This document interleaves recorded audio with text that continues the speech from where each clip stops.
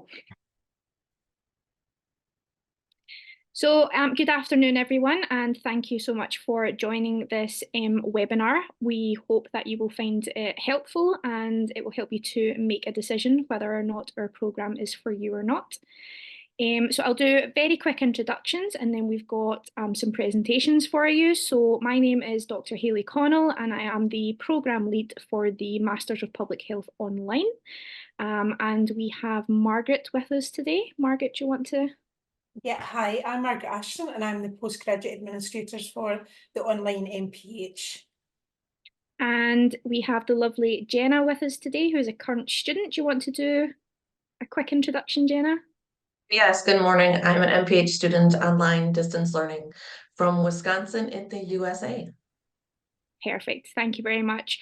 So what we're going to do today is I'm going to do a presentation on basically just an overview of the programme, and then Jenna is going to do a little bit about what it's like to be a student, and then we'll move on to any questions that have been brought up.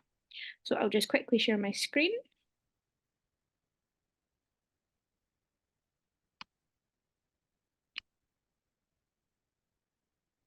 Okay.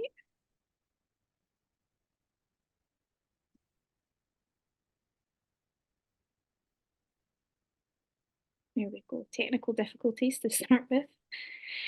All right, so this presentation, as I've said already, is just going to give a sort of whistle-stop tour of the Public Health Online programme, and we will mainly focus on the Masters, but we'll look at some of the shorter courses that we do have available as well.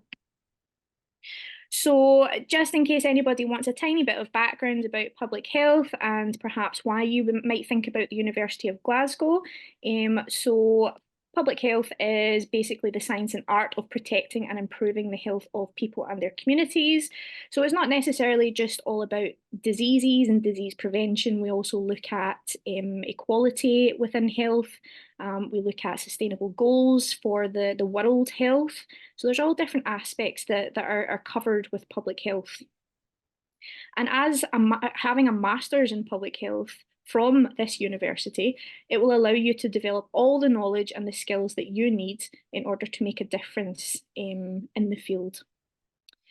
Online learning at Glasgow University specifically allows you to experience the same outstanding education that you would get if you're here on campus, but you don't need to relocate. A lot of our students, because this is a part-time course, are already working full-time or part-time in lots of different industries. Some are within government, some are within healthcare, and they're able to take part in this course because it would work alongside their current jobs.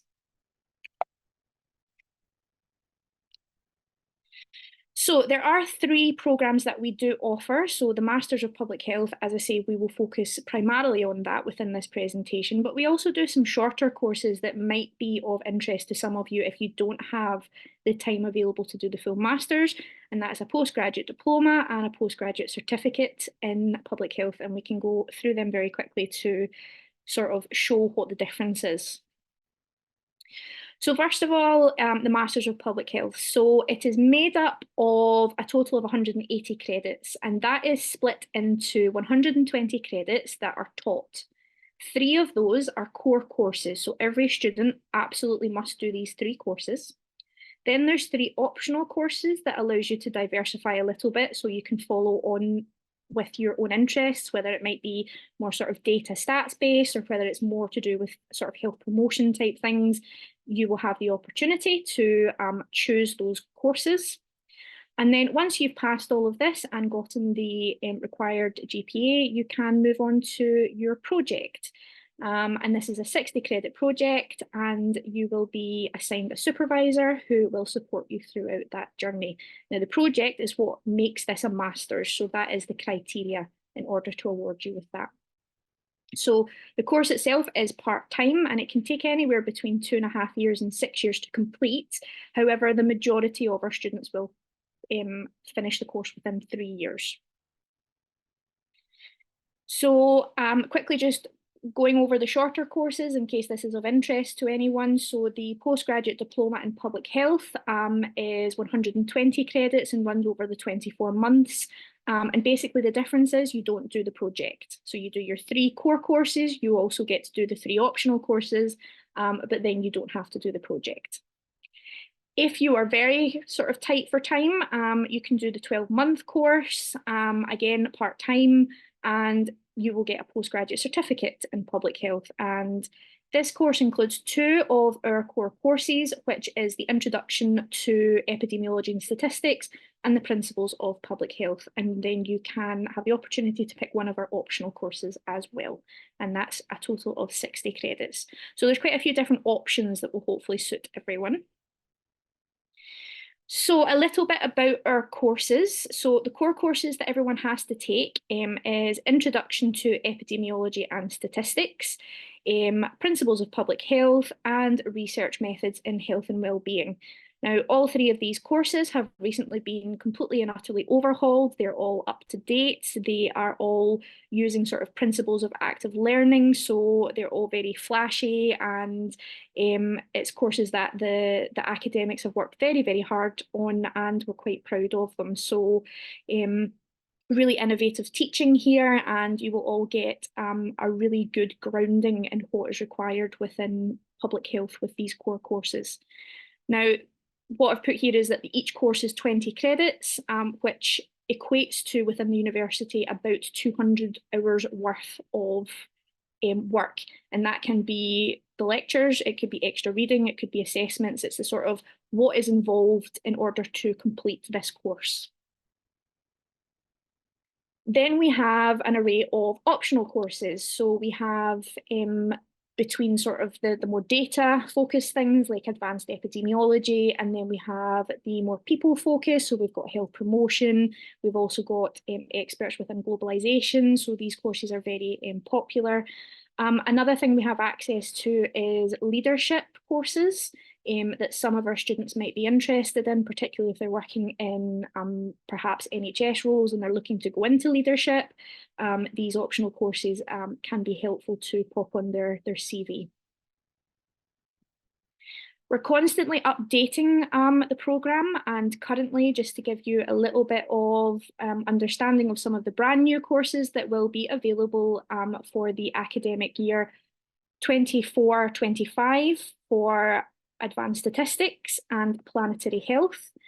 Geography of Health and Health Inequalities is again a brand new course that will be available the following year, but anyone who starts as a first year in September will have the opportunity to do this course because it will be available by the time you get to that point. So just sort of to demonstrate that we are constantly updating, constantly trying to improve the course, and that there is an array of different aspects that you can take part in depending on what your interests are. So I thought it would be good to give you a very typical course structure of what a timetable might look like for one of our students, so that you can get a good grasp of what you might expect. So if you were to start in September, for example, now we do have 3 start dates, so this obviously changes depending on when the start date is. But if you are starting in September, which is semester 1, you would start off with Principles of Public Health. Now, this would give you a really good grounding in all of the different aspects within public health. It looks at equality, it looks at behaviour change, it looks at sort of the history of public health. All different aspects are covered to give you a taster of lots of different things, and to make sure you've got a really good grounding. You will then move on to semester 2, Introduction to Epidemiology and Statistics. And again, this is an introductory level, and it will give all of the students a really good grounding. Most of our courses are asynchronous, which means that you will work on your own with those. But there are some opportunities within this course to do some more sort of hands-on sessions. And the reason for that is because of the statistical package that is used for it. You will then move on to your semester 3, and at this point you get to pick one of your first options. So you can see here that you would have the option of health promotion, you would have planetary health, and of course when it's up and running, geographies of health as well. Then you would move on to your year 2, moving back to semester 1, and you would do your core research methods. And then in semester 2, you would have the options of all of those particular courses. And as you can see, there's quite a lot there to keep you occupied and hopefully covering a lot of different interests. And then year 2, semester 3, you would go back to those semester 3 courses and pick which ones you haven't done. So you'd pick another one for that. And then with all going well, you've passed everything, you've got a good GPA, you would then move on to your research project.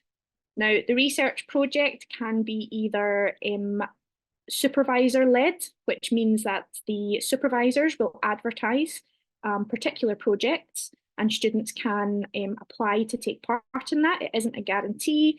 And of course, the on-campus students also have the same opportunity. However, you can also do a student-led project if you have an idea or you have an interest that you want to take part in. Then you'll be linked up with a supervisor that has some sort of background in that and will be able to support you through that process. And most of our students really enjoy the research project. So why our programme? Why the University of Glasgow? So there's lots of different reasons why I would say that Glasgow University is one of the leading choices, but I've popped down a couple of things that might be more important to you as a student.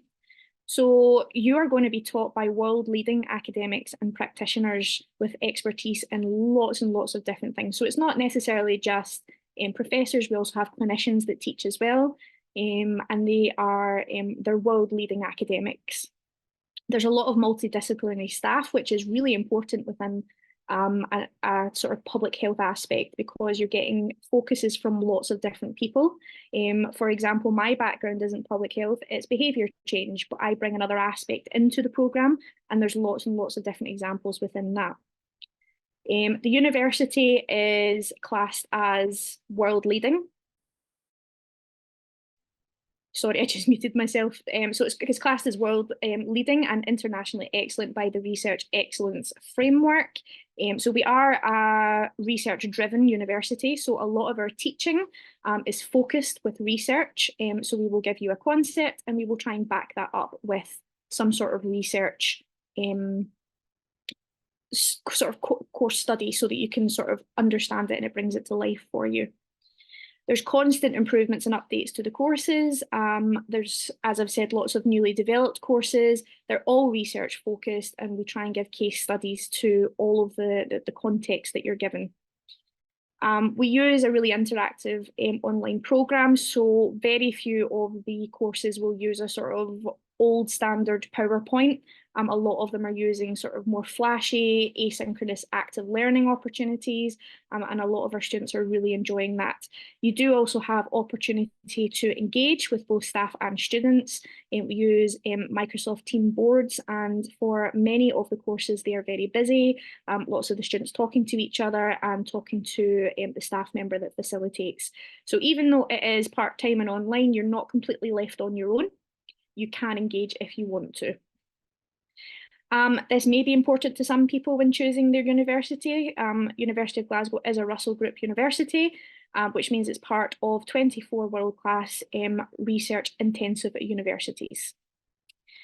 The final thing that I thought was really important is that we don't only provide content and courses on basically the understanding of public health, we also focus on graduate attributes. So we're interested in whether or not you're going to have the skill set that you need to take this master's degree onto the next level and be successful within your career.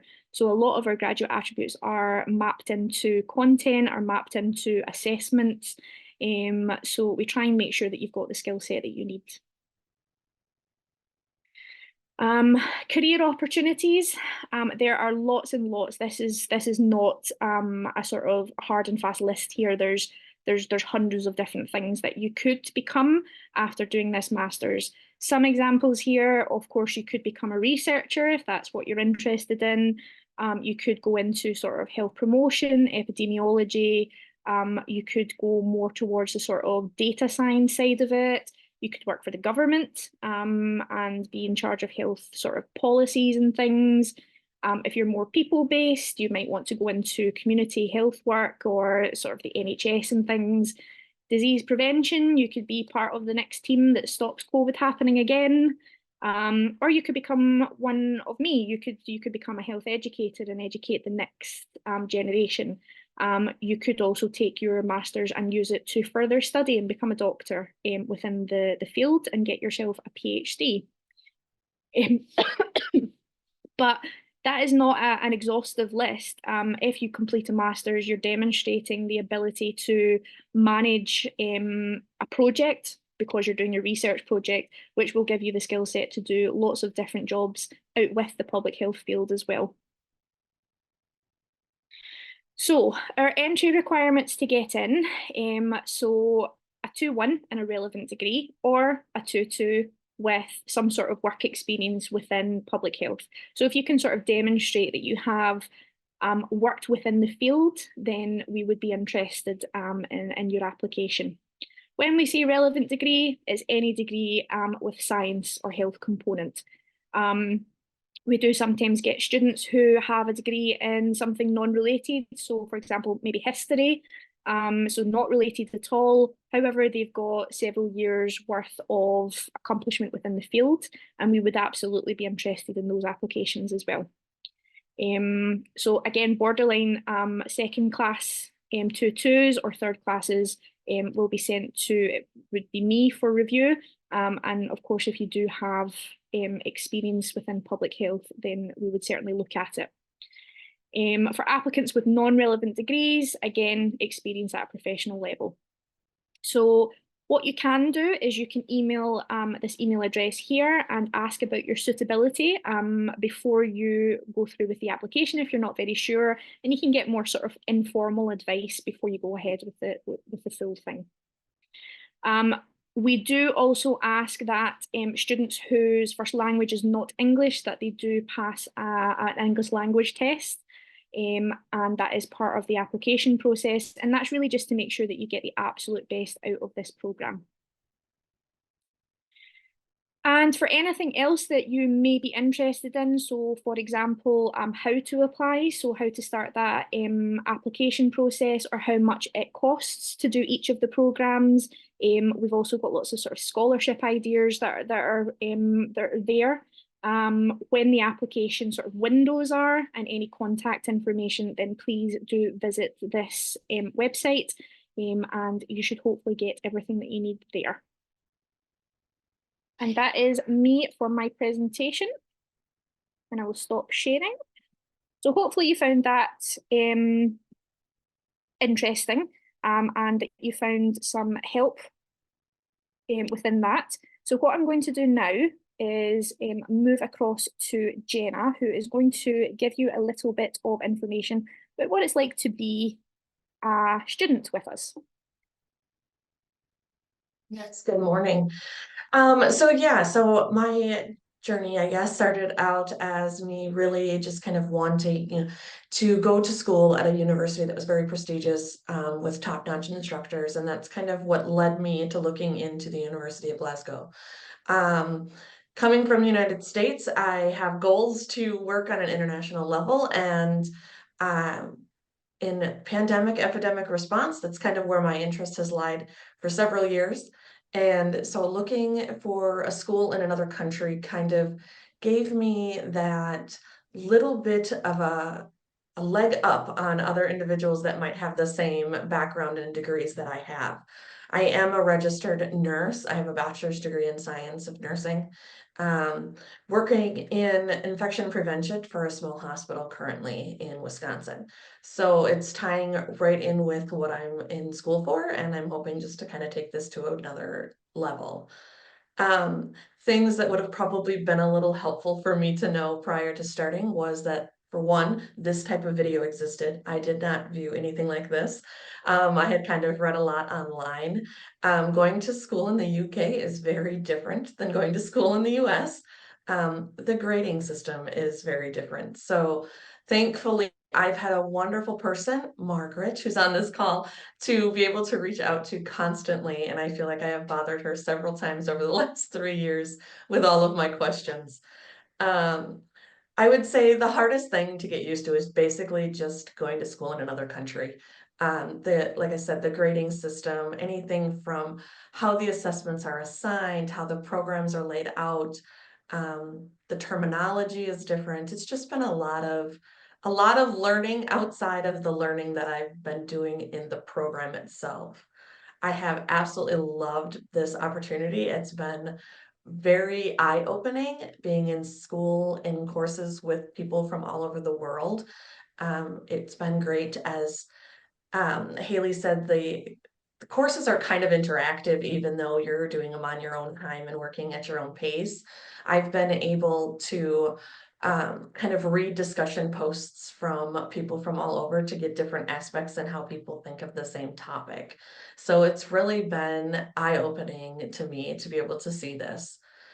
As a work-life balance for the program, being an online student, I do work full-time. I have a 45-minute drive to work and back, and so it is doable, definitely. There's been times, like right now, that are very, very busy. I am almost to the halfway point of my research project, and so that has been an adventure all on its own. It's very busy, but I have actually had a very good time doing it. And so it's definitely a program for somebody that is busy. I don't have children, but I would think if I did, you could definitely still keep up with, the courses and everything that goes on. Um, Experiences, so like I said, they're very interactive. The negative side is a 6-hour time difference. So my things are due basically a day before. But again, that's just something to take into account and just plan your day and your like routines around that. The feedback from instructors have been amazing. I took the advanced statistics course, and for one, I always thought I hated statistics until I took these courses through the UOG, and I absolutely loved it. And so I've had to have some meetings with instructors, and they've been amazing to work with me with the time difference. They've been great to work with me around my work schedule. Sometimes I'm meeting in my office at work, which is totally fine, and it is, it's a doable thing to meet everybody in the times they need. The structure of the courses flows very well. It's very easy to navigate from one course to another once I got the hang of everything. And so, yeah, the overall experience has been amazing, and I can't wait to kind of see where this is going to take me, because even now doing my dissertation project, I'm doing in surveys, and people are like, what are you doing? It's like really, once they hear you're going to school somewhere very interesting and somewhere like the University of Glasgow, they really stop to talk to you about it and wonder why. And then I'm able to tell them why and kind of my story. So it's been a really good experience, and I would highly recommend it. Perfect. Thank you so much, Jenna. That was great. Thank you. So I think we're just going to pop over to some questions now. Hello. Yeah, just wanted to say that's really insightful, Jenna. That was perfect to hear what it's like, and especially the fact that you also have a full-time job. So it's really about managing your time and your expectations. And so it's really nice to hear from yourself, who is doing it and has been doing it for 3 years. So yeah, I'm sure our students are gonna look forward to being busy. Actually, this first question, Jenna, maybe you could answer a little bit of, have you found it engaging, or sorry, how have you found it engaging with other students? Are you making friends whilst you're on the course? Are you using different platforms to communicate with your fellow students? I wouldn't say making friends, because it's kind of not always been the same people within each course that I've taken. It's kind of been a mix. There was, I want to say it was one of the first courses, I can't think of what it was, that was actually very interactive on Teams, which was when I really started to get that eye-opening experience of like what it's like in other parts of the world and how they're viewing the same topic. And there was a couple different courses that did group projects as well. Sounds kind of odd at different parts of the world, but each person had a little bit of that project that they had to put together. And then we had to work together through teams to put it all together as one presentation. So it was really an interesting and neat journey. Excellent. Are there any in-person events or any guest speakers on the programme throughout the years? Hayley, I don't know if you want to. Yeah, so for the online content, obviously it is difficult to replicate, so the on-campus students will get guest speakers that come in. But what we do is if there is a guest that comes in to teach in any of the programs, then we capture them and we get our videographer to take videos of them, and they will video sort of what their research is, what it is that what their background is, what their expertise is, and it's beautifully edited together, and we add that to the courses. And the reason for that is to ensure that the online students aren't missing out on all of these great professionals that are able to teach on the courses. That's excellent. Yeah, and I just add there that a lot of seminars that are offered as part of the School of Health and Wellbeing, even if they are in-person seminars, there's almost always a Zoom link to them as well. So it means that even if you're not able to attend in person, you still have the opportunity to attend the seminars. Yeah, that's great. Can students, if they are in Glasgow or nearby or are visiting, can they come onto campus and see our facilities and use maybe the library?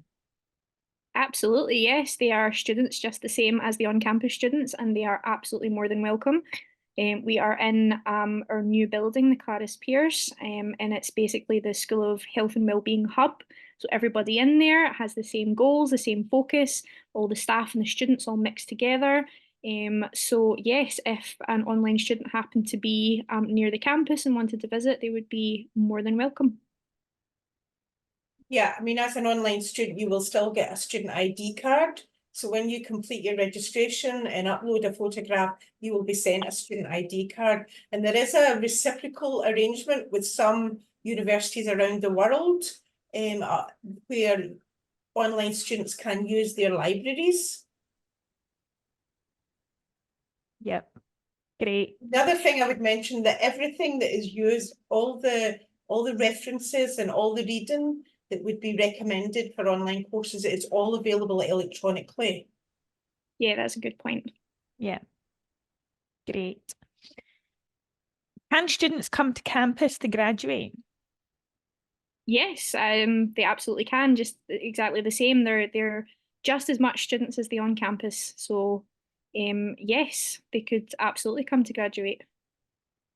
I just want to put a plug. I just booked my flights. Excellent. That would be lovely, Jenna. Excellent. It'll be so nice for you to see campus in person as opposed to just in pictures and online. Yeah, oddly enough, I actually toured the campus on our honeymoon. Oh, wow. So with no intention of ever going to the university. So it just kind of happened. So yeah, it was very neat and very beautiful. I can't wait to go back. Well, graduation is right in the middle of the Hogwarts part, so it's a lovely day. It certainly is, yes. And we always have our own graduation celebration in the School of Health and Wellbeing in our nice new building. So you get not only to meet staff, you will get to meet other students, some online and lots of the on-campus students. So it's a really nice opportunity for online students to come to the university. Excellent. We do have a couple other questions, but I think these were probably answered in the presentation, to be honest. It was very thorough. So is there a direct route from this programme to do a PhD afterwards? I'm not aware of a direct route into it, but certainly students who do their masters, obviously that is giving you the sort of criteria you need in order to get into a PhD programme, so you're already winning at that point. obviously the links that you make with the staff that are teaching on the courses. That is always going to help because they often take on PhD students. The university itself does sort of scholarships and things that you can look up for lots of different sort of PhD programs that are available. And this is something that myself and Margaret can always help with if any students are interested. I mean, the one thing I would say is there are no online PhD programs, so Yeah. it would have to, if anybody was interested in doing a PhD, they would actually have to come to Glasgow and do that. I mean, we have many previously on campus MPH students have stayed on and done MPHs, and several of them have become members of staff in various departments around the university. And will actually now supervise projects and teach on the MPH. Yeah. That's excellent to hear. Is there any way to start and first apply for the PgCert or the PgDip and then move on and progress?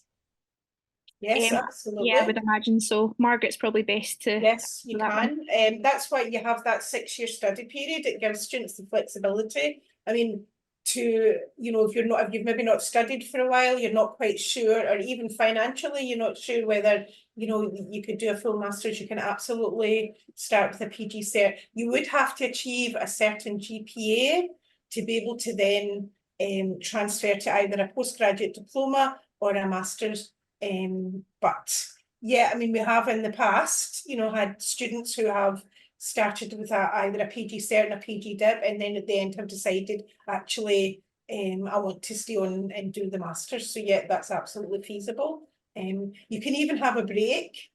You know how some students will say, I'll have a year out and then I'll come back and do it. And that's fine, as long as all of your studies are completed within that 6-year period, then you have that flexibility. That's excellent. And the payment plans, can students pay in installments? Yes, they can. Again, Margaret's probably better at this than I am. So what happens as an online student, students normally, if they're paying their own fees, will just enroll for one per semester. So you wouldn't enroll for all the courses you're doing in a year. You would enroll for your semester 1 course, and you have the option of paying that in 3 installments. And then semester 2, you would re-enroll for your January course, and again you could pay that in 3 installments. So yes, that is an option. The only time that students might enroll for more than one course, if they're being sponsored and their sponsors are being invoiced, then you would enroll for all your courses for that year. But for most students, they will enroll for their course per semester, and as they have the option of paying for 3 installments. I mean, many students will have a break, some for financial reasons, might not have a break of maybe just 1 semester or even a whole year, and then come back and pick up. And again, that's why you have the 6-year study period, because it gives students that flexibility to do that. That's great. I think that's all the questions that we've got in just now. So I think we could wrap up there. But I'd like to say thank you to everybody for attending today, and thank you for your time, Hayley, Margaret and Jenna. That was really insightful, and I know our students will be super grateful for it. So thank you very much. Thanks, everyone. Thank you. Thank you.